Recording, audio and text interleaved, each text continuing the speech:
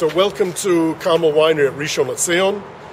This was the first historic winery of Israel.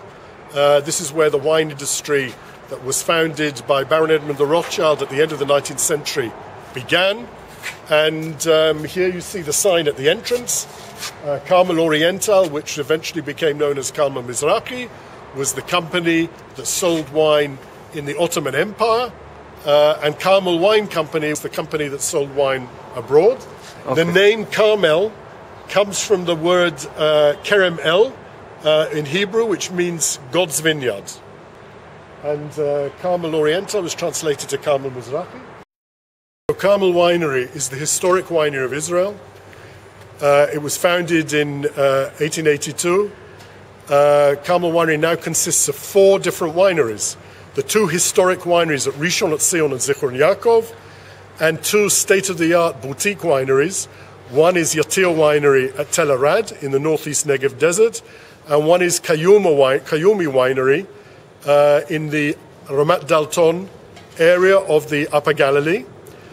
We are shortly, after 125 years, to move from Rishon LeZion cellars, where we're standing now, and move to a brand new state-of-the-art winery in Elon Tavor, which is in the Jizro Valley between Ifula and Kfar Tavor. Carmel Winery produces 15 million bottles a year. It is Israel's largest winery. Carmel was the first brand in Israel, the first big industrial factory in Israel, the first exporter, and certainly the first of everything in the wine industry. Carmel Winery represents the history of Israel and the history of Israeli wine. The first plantings of vineyards in this area in Rishon LeZion were in 1882. The Baron first visited in 1887 and decided, I'm going to build a wine industry. And he built the 2 biggest wineries in Israel at Zichron Yaakov, south of Haifa, here at Rishon LeZion, south of Tel Aviv. And this is historic land, certainly to the history of the first Aliyah, the history of the founding of Israel, but also the history of Israel wine industry. And this building, the yellow building, is the historic winery of Israel. It was the first commercial winery of Israel. It was the first commercial winery which was sold to the kosher market, and it was built quite small to start with. It was expanded very quickly. This tower, in fact, has nothing to do with wine whatsoever. This tower was the first brewery in Israel. It was founded by Gaston Dreyfus, a Frenchman, and James Rothschild, the son of Baron Edmund, in 1934. There was a wall here. And we're told that the workers used to barter before Shabbat. Give me a bottle of beer and I'll give you a bottle of Kiddush wine. And we're told that the brewmaster, the folklore of the winery says, the brewmaster and the winemaker used to, after 5 o'clock in the afternoon, get together and drink till the early hours. This is folklore. It was a historic place because this is where the first Nesher was made in Israel and the first Gold Star was made in Israel, which are 2 big brands that still exist. But the only people that drank beer in those days were the British. And when the British left, the beer sales fell, and the brewery eventually closed in 1960.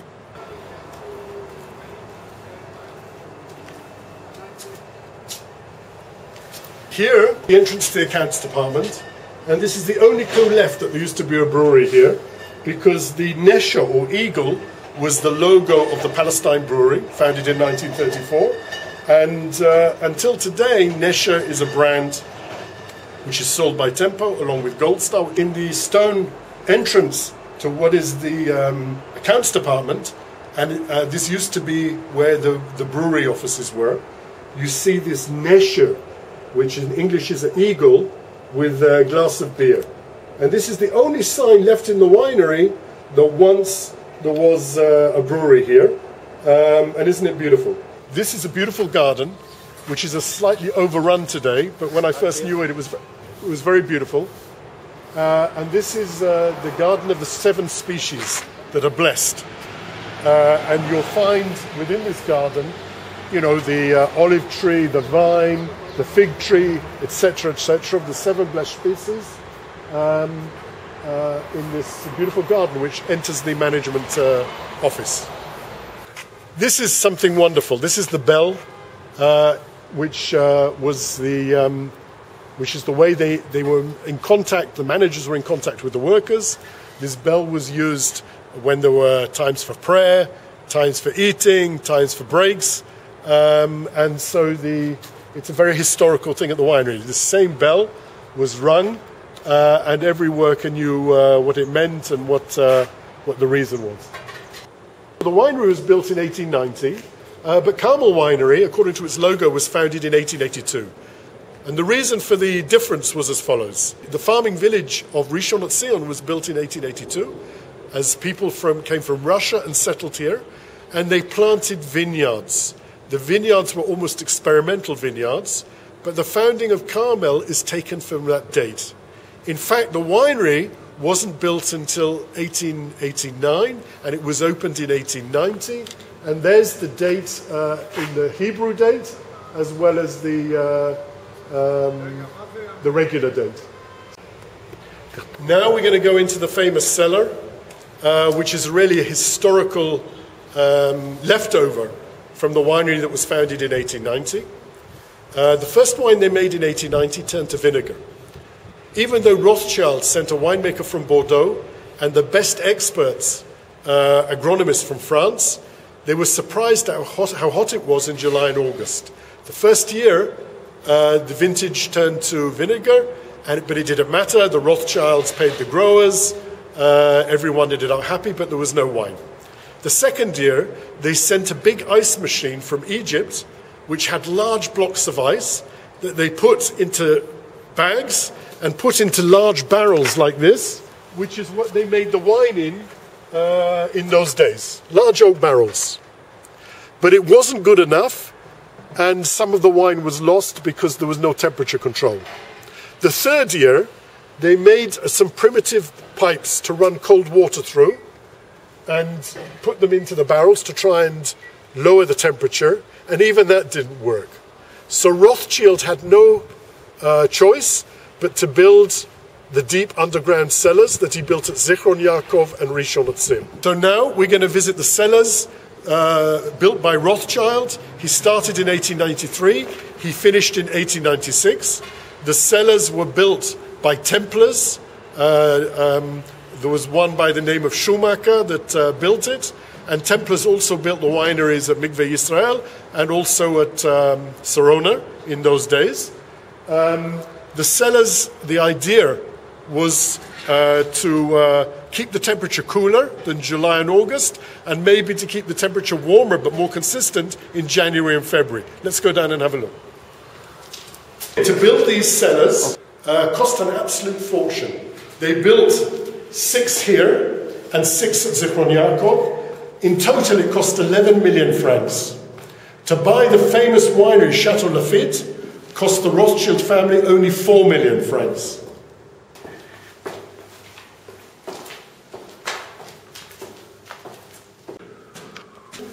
The traditional old cellar, in about the 1920s, they put in cement tanks instead of the barrels because they could get more capacity. And these are the old cement tanks, which were certainly the trend in the middle of the 20th century. Recently, cement tanks have come back in. The new winemaker, who was appointed in 2003, Leo Laxer, came here and liked the cement tanks. And in our other winery at Zichron Yaakov, all the cement tanks have been refurbished, and one by one, and they're now used. So what comes around goes around. So paradoxically, in our new premier winery, which is the Zichron Yaakov cellars, we have large barrels, foudre that have come back in, and also cement tanks. We had no less than 3 prime ministers of Israel who worked at Carmel. One was David Ben-Gurion, Israel's first prime minister, that worked here and he worked in the winery. The story goes that he used to stand on the grapes, and he was even then very competitive, and he bet all his friends that he could stand on the grapes longer than they did. The story goes that he stamped on the grapes for 3 days consecutively, won his bet, but the smell of wine during fermentation made him feel so nauseous, made him feel so ill that he didn't drink wine for years afterwards. The second prime minister that worked for Carmel was Levi Eshkol, Israel's third prime minister. He used to manage the vineyards surrounding the winery. Now, in those days, we have pictures of the winery like a French chateau, and surrounding it were its vineyards. Unfortunately, real estate turned out to be more profitable than vineyards. The vineyards are ripped up, and now we've got buildings up to the boundary of the winery, sadly. But one time it was really like a French chateau. Levi Eshkol managed those vineyards. The third prime minister work at Carmel was, in fact, Ehud Olmert, who was born in Binyamina, and people thought that he must have worked at Zichron Yaakov. No, he worked at Rishon LeZion. Certainly, this is a very historical site. This is the site which is symbolic of the first Aliyah. It's symbolic of the beginnings of the settling of Israel, of modern Israel. And, of course, this is the most important winery as regards roots of the Israeli wine industry. When we move from here, all these buildings have been conserved, and we hope they'll be used to good effect to maintain the history of Israeli wine. Carmel Winery and Rishon LeZion cellars was the first electricity and the first telephone ever used in the state of Israel was here at Carmel Winery. All these small buildings around, in each building there lived someone, some expert, some either the winemaker or the manager or the people that built the barrels. So throughout the site there are a number of small buildings which were inhabited by various workers in the winery, because the winery was self-sufficient and very state-of-the-art in the time it was built. First winemaker from Bordeaux. The first wine consultant was Charles Mortier, who was the winemaker of Chateau Lafite. And the agronomists were from France. So Baron Edmund de Rothschild decided, I want to make a good Israeli wine. He didn't want to make cheap and expensive wine. He wanted to make a good wine. And all his investments were geared towards that.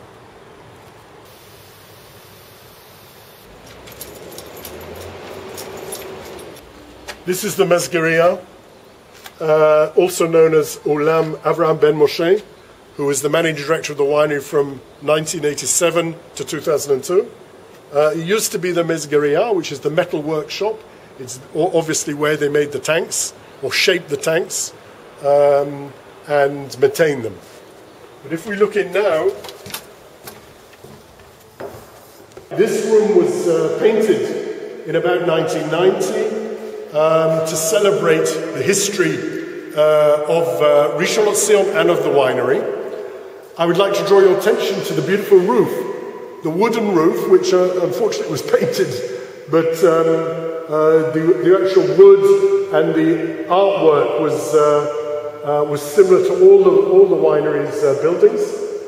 This is the legendary winemaker Freddie Stiller, who made the 1976 Cabernet Sauvignon and also made brandies that won the prize for best brandy in the world. This is James Rothschild. He was the son of Baron Edmund.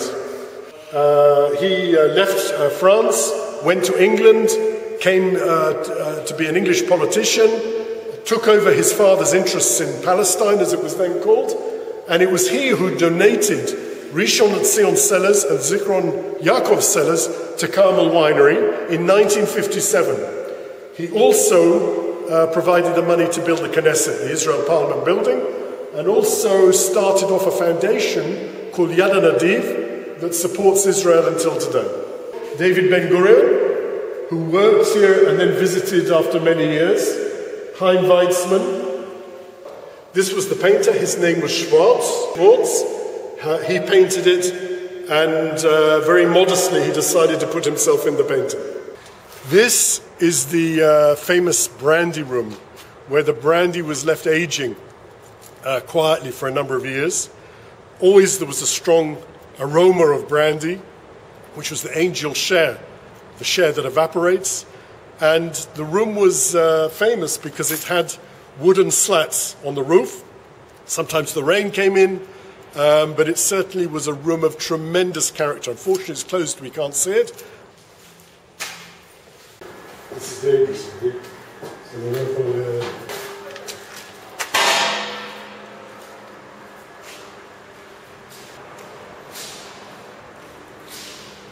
This is the old training room. It used to be set up for tastings.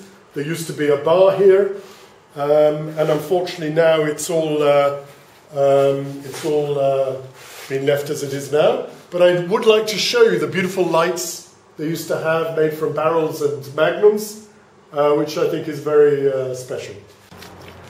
This was Carmel's spirits department, and these roofs were very associated with Carmel. Sometimes they appeared on the labels, and people who saw these roofs knew they were Rishon LeZion. And this is the spirits department of Rishon LeZion cellars. The second tower, the first one was the brewery. This is the spirits tower, and this is where Carmel used to make the brandy and used to make all kinds of spirits, like vodka and arak and liqueurs. Carmel stopped making the spirits in 2005 to concentrate on wine, but this is a very historic building, and we're going to look inside. This is the old continuous still, where they used to make the vodka and arak, and it was set into 3 parts, and it goes to the full length of the building. If you look here, you'll see this is for working the stills, and as you can see, when the Germans put it in, everything is protected. So in case of explosions or war, everything is protected in a special way, so it would work despite explosion or... So this is a very special, unique visit for anyone to come to. This was where Carmel made its award-winning brandies. Here you see the company that provided the brandy came from Cologne in Germany. All this was founded just after the foundation of the state, and German reparations helped pay for this equipment, and also for 4 pot stills where they used to make the brandy, the quality brandy. The cheaper brandy came from the continuous still. There's the extension of the continuous still, which goes to the top of the building. And these are beautiful. If you look here, you'll see the copper where it's shined up underneath. And these are genuine copper pot stills, built as they were. And the top Carmel brandies, like Carmel Mea, Carmel 100, Carmel 120, and the new Rishon XO, came from these pot stills.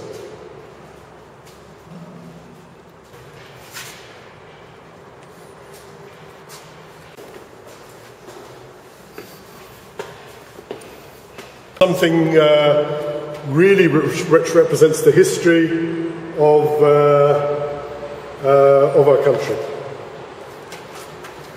This is very special. Firstly, there's a beautiful park over there, which was built at the beginnings of the winery, with an alleyway of palm trees running down the length of the park. Secondly is the town council. They're building here, it's the center of Rishon LeZion. And here before you see the winery, you see how massive it is. Each of these rows is a cellar, and you can see at the end there pagodas, which before there was electricity was a way of getting air circulation into the cellars, because you know when you have the fermentation it produces CO2, it's dangerous. So you'll see these pagodas, which is an interesting architectural addition to building a winery in the 19th century. You can see the brewery here, and we're standing in the spirits tower. Today, when most Israeli wineries are based in industrial centers or outside towns, Here you see an Israeli winery that was built in the center of a town.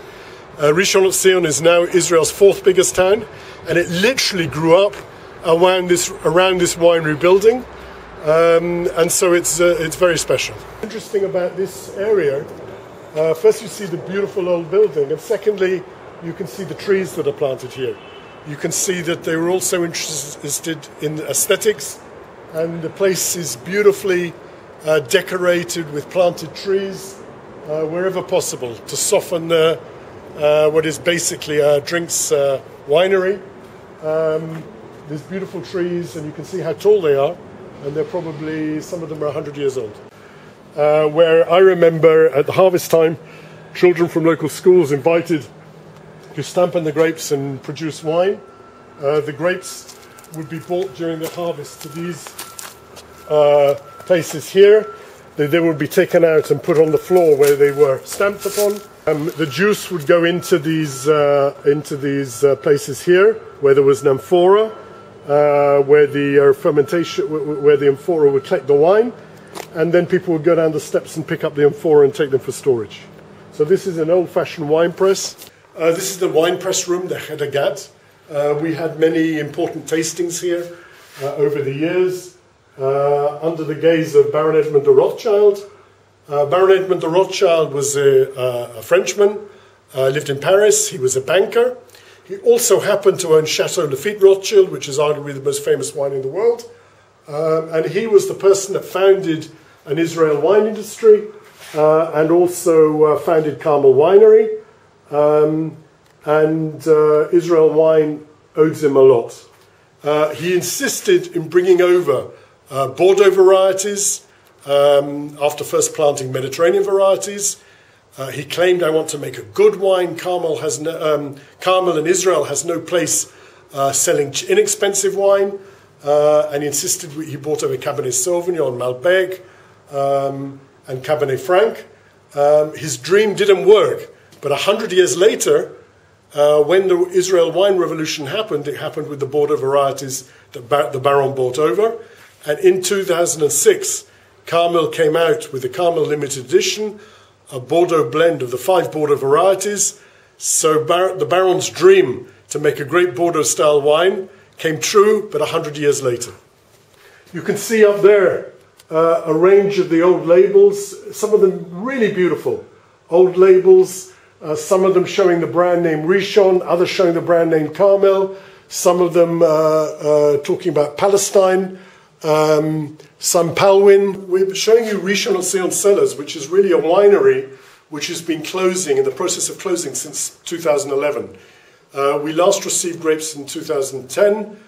Since then, the production side of the wine has been wound down. And what you're seeing is something very historical, but not representative of the modern day Carmel. So Carmel, just to show you on the map, has 2 historical wineries. Zichron Yaakov, which is south of Haifa, on the Mount Carmel mountain range. Rishon LeZion, south of Tel Aviv. These are the 2 famous wineries founded by the Baron Edmond de Rothschild. Rishon we're coming out of. And we're moving to a brand new winery here on the border between the Israel Valley and the Lower Galilee, Alon Tavor Winery. And Alon Tavor Winery is almost like a factory. It will be a state-of-the-art winery for producing bulk wines.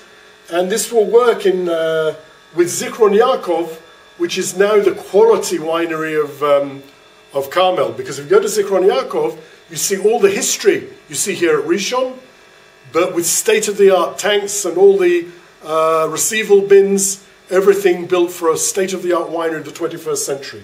So Zichron Yaakov represents the modern-day Carmel. And we also have 2 boutique state-of-the-art wineries. One is Kayumi Winery, which is at Ramat Dalton in the Upper Galilee.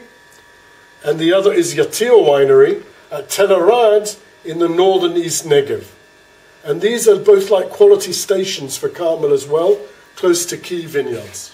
Sabra was the liqueur of Israel, the most famous liqueur, which was traditionally bought by anyone leaving the country and wanting to take a present abroad, used to take Sabra. The original one was the chocolate orange, which was unique.